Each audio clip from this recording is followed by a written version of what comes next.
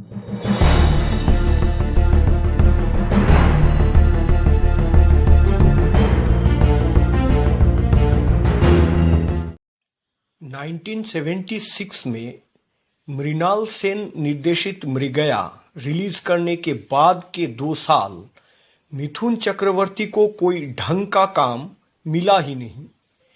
एक समय वो सोच रहे थे कि अगर हिंदी फिल्मों में उनकी कुछ बनती नहीं है तो वो बांग्ला फिल्म में या बंगाली फिल्म में वापस जाएंगे और वहां अगर हीरो ना बन सके तो विलेन या खलनायक के काम ही करेंगे।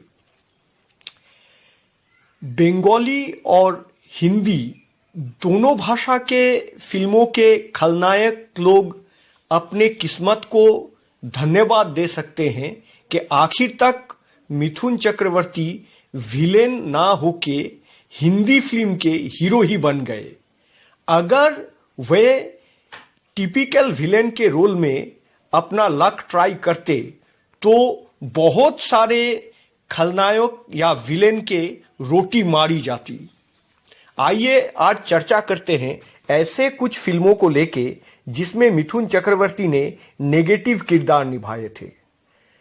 अपने करियर के शीर्ष पे जब वो अवस्थान कर रहे थे उन समय मिथुन ने 2 फिल्मों में विलेन का भूमिका निभाई।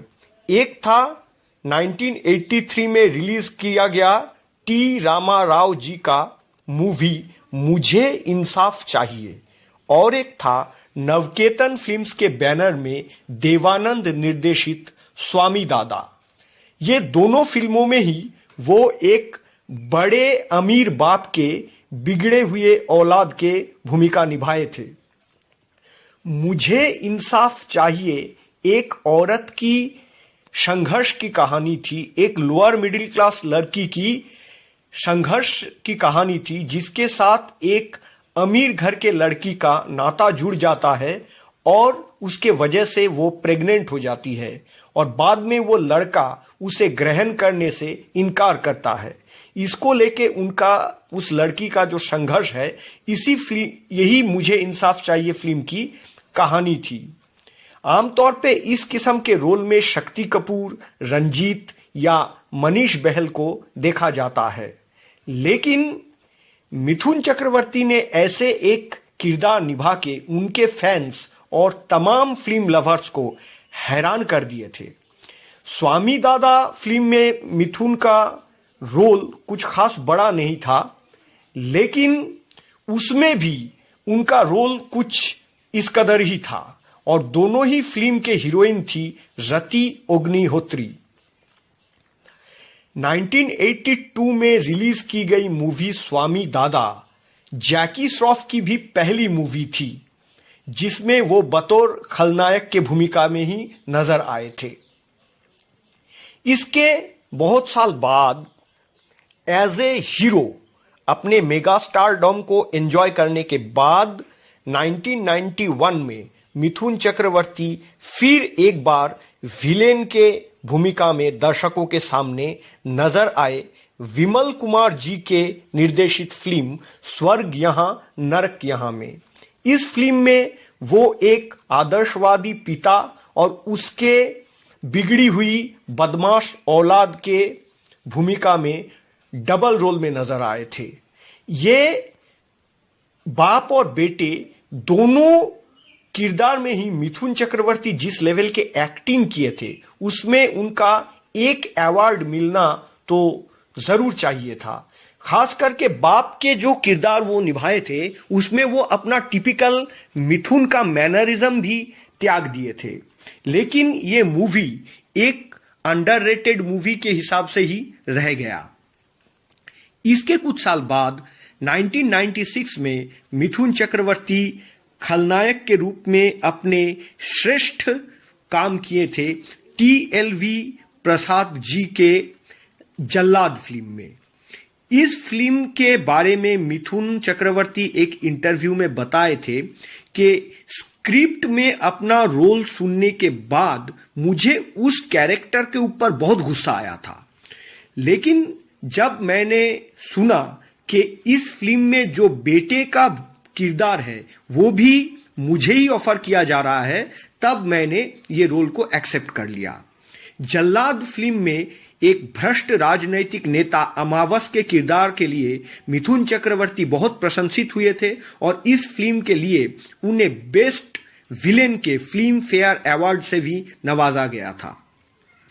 इसके कुछ साल बाद सन 2001 में TLV प्रसाद निर्देशित राजीव बब्बर प्रायोजित जहरीला फिल्म में मिथुन चक्रवर्ती को फिर और एक बार नेगेटिव रोल में देखा गया। एक खौफनाक लेस्ट साइको किलर के कैरेक्टर में मिथुन सारे फिल्म प्रेमियों को हैरान कर दिए। इस फिल्म में मिथुन चक्रवर्ती का नाम था दुष्यंत। जहरीला फिल्म में अभिनय करने के लिए भी मिथुन एक अवार्ड के दावेदार तो जरूर थे। फिल्म जहरीला का कहानी एक हॉलीवुड मूवी केप फियर से बहुत प्रभावित था और इस फिल्म में मिथुन चक्रवर्ती, ओम पुरी और गुलशन ग्रोवर तीन शक्तिशाली अभिनेता ने बेहतरीन प्रदर्शन किया और ये फिल्म एक काबिले तारीफ मूवी रहा। इसके कुछ साल बाद 2005 में मिथुन के पास एक विलेन कैरेक्टर के ऑफर लेके आए विक्रम भट्ट। उस फिल्म का नाम था ऐलान और मिथुन के किरदार का नाम था बाबा सिकंदर। मिथुन और विलेन के कैरेक्टर में अपने आप को दिखाना नहीं चाहते थे। उस समय विक्रम भट्ट ने ओवर टेलीफोन मिथुन जी को रिक्वेस्ट किए कि दादा, ना करने से पहले एक बार स्क्रिप्ट तो सुन लीजिए। स्क्रिप्ट सुनने के बाद बाबा सिकंदर के रोल मिथुन को बहुत ही पसंद आ गया और वो इस फिल्म में एक्टिंग के लिए हां कर दिए।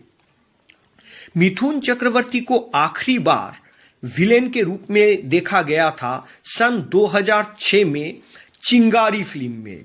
यह फिल्म विख्यात असमिया गायक डॉक्टर भूपेन हजारिका के लिखी हुई एक कहानी डाक हर कर्रा यानी कि पोस्टमैन के आधार में निर्मित हुई थी। देवदासी प्रथाओं के आधार पर निर्मित फिल्म चिंगारी में मिथुन एक पाखंडी पुजारी के किरदार अदा किए थे और इसमें वो असाधारण अभिनय किए थे।